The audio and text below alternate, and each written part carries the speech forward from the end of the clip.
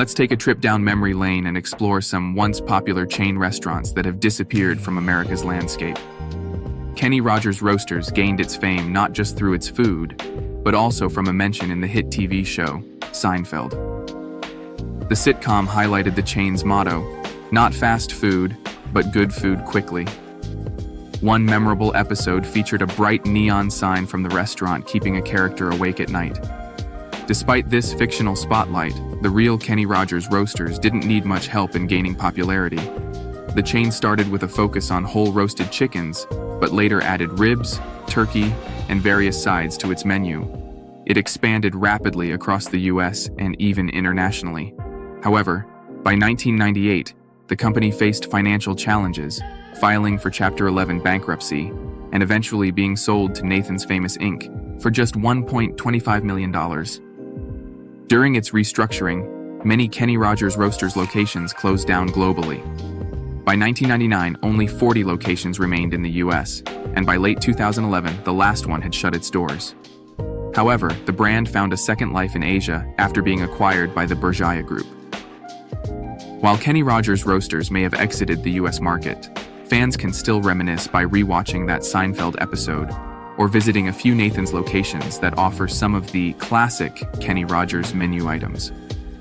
White Tower, founded just 4 years after its more famous counterpart, White Castle, seemed to borrow heavily from its competitor.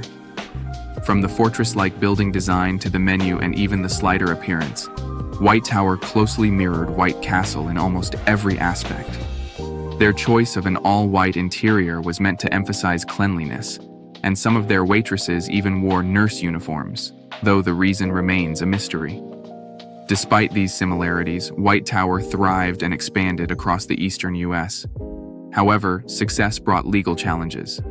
Just 3 years after opening, White Tower found itself in a legal battle with White Castle. The lawsuit forced White Tower to revamp its building design, slogans, and even its name. After several ownership changes and shifts in investment focus, the group behind White Tower exited the restaurant business altogether, now operating in a completely different industry. Fudruckers is undeniably an unusual name for a restaurant chain, but it's also unforgettable, much like their tasty burgers. Known for their customizable burgers, Fudruckers proudly boasts about serving what they claim to be the world's best hamburger, made from fresh beef without any fillers or additives. This dedication to quality has made them a beloved American dining spot for many families over the years. However, Fudruckers has faced challenges due to financial issues with their parent company, Luby's Inc. While some Fudruckers locations continue to operate under local franchise owners, many have closed or are in the process of shutting down. It's always disappointing to see a favorite restaurant go, but for those in the South and Southwest US, there's still hope. Some franchised Fudruckers locations remain open, so if you're nearby, you can still enjoy their famous burgers. It really is surprising to hear that Sweet Tomatoes has gone out of business. Who doesn't love a good all-you-can-eat buffet? Sweet Tomatoes even positioned themselves as a healthy alternative to the other various buffet-style restaurants with a truly massive salad bar. Although they did offer other not-so-healthy entrees like fried chicken, pasta, the real focus was always on their salad bar, which offered a wide variety of vegetables and fixings to create a truly unique and nutrient-packed dish. While it should come as no surprise to anyone that the pandemic dealt a hard hit to the restaurant industry, it is still very surprising to see it take out such a well-known and established chain like Sweet Tomatoes. While other restaurants had the luxury of switching to takeout-style dining, this proved to be a lot more difficult for a restaurant chain, whose whole identity was based on providing a buffet-style experience. What was supposed to be a temporary shutdown unfortunately turned into a permanent one after $1 million. The answer will be in a minute. Burger Chef was truly an innovative restaurant chain. Although many people today may not recognize the name, Burger Chef was a direct competitor to McDonald's, and once had thousands of restaurants across the United States at one point. The most amazing thing about Burger Chef is that they were the true creator of the Happy Meal, something that is synonymous with McDonald's nowadays. So, what happened to Burger Chef? In the end, they grew too quickly. Even with all their success, expanding to thousands of locations in a short amount of time can be a very dangerous move. Eventually, Burger Chef was bought out by the Hardee's Group and no longer has any brick-and-mortar locations. It's interesting to imagine a world where the roles played. The difference between McDonald's and Burger Chef were reversed. If McDonald's had expanded too fast way back when, would Burger Chef have taken its place as one of the most famous fast food chains across the world?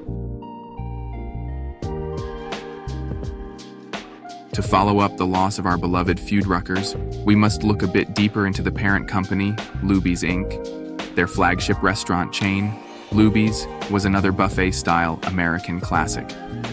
Luby's was a very popular restaurant among all ages, but it was especially a huge hit with the older crowd.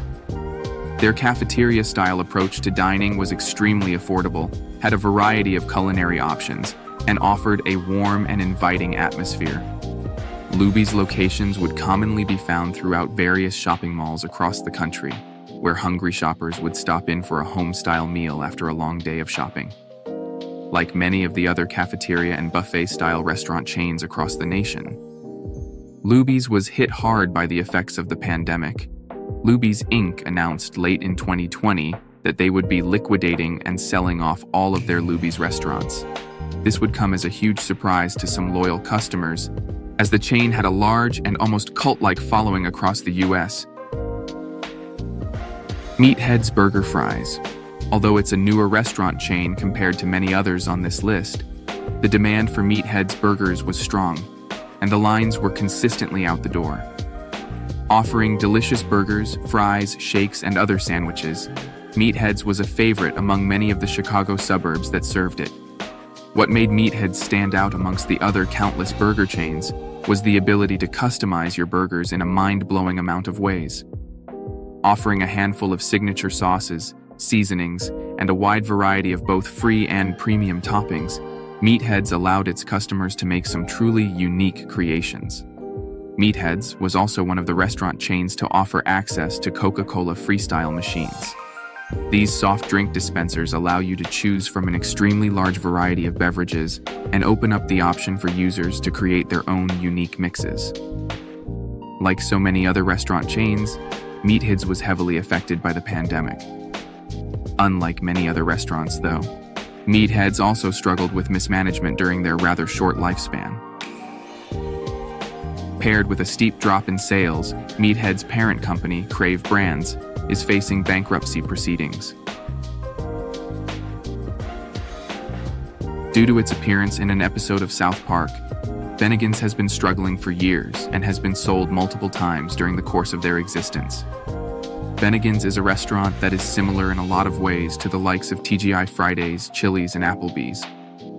Unfortunately for Bennigan's, the chain never seemed to acquire the same level of success that the others achieved. After constantly changing hands through various companies over the years, Bennigan's finally filed for bankruptcy in 2008. Even though the chain has almost completely disappeared, we can always look back on the episode of South Park that revolved around one of the characters' love and excitement for a trip to Bennigan's. Chi-Chi's is a very interesting restaurant chain in that it still has locations in Belgium, Kuwait, and the United Arab Emirates, but exited the US and Canadian markets in 2004.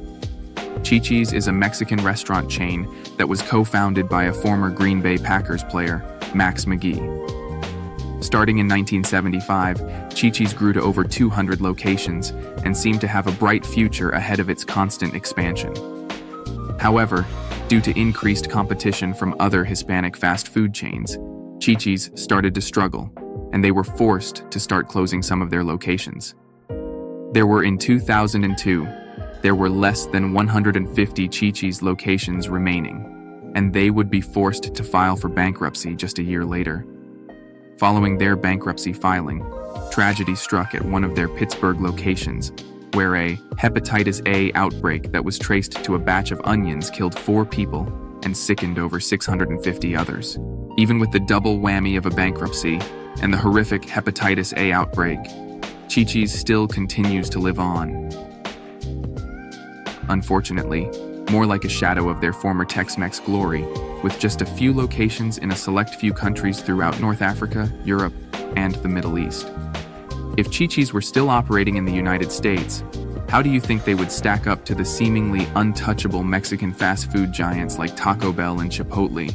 Crumbs Bake Shop. Crumbs Bake Shop started off from very humble beginnings. Once a small mom-and-pop bake shop on the Upper West Side of Manhattan, they soon became much more than just a unique bakery.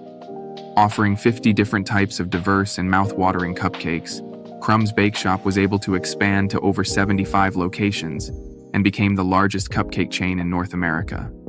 With candy-coated cupcakes and unique flavors such as peanut butter cup and cosmopolitan, Crumbs was able to achieve huge success and lead the cupcake food craze that had hit the US at the time. What Crumbs was unfortunate and may have even been avoidable had the business been handled differently.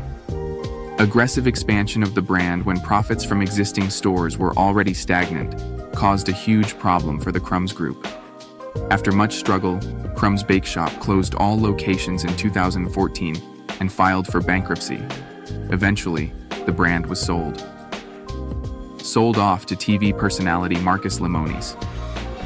Marcus did his best to bring the shuttered company back to life, but even the addition of a celebrity to the mix wasn't enough to revive Crumbs Bake Shop. They finally closed down all locations in 2017, and this time, they would not get another chance to come back from the dead. Got a favorite you've seen disappear? Let us know. Hit that subscribe button and ring that notification bell.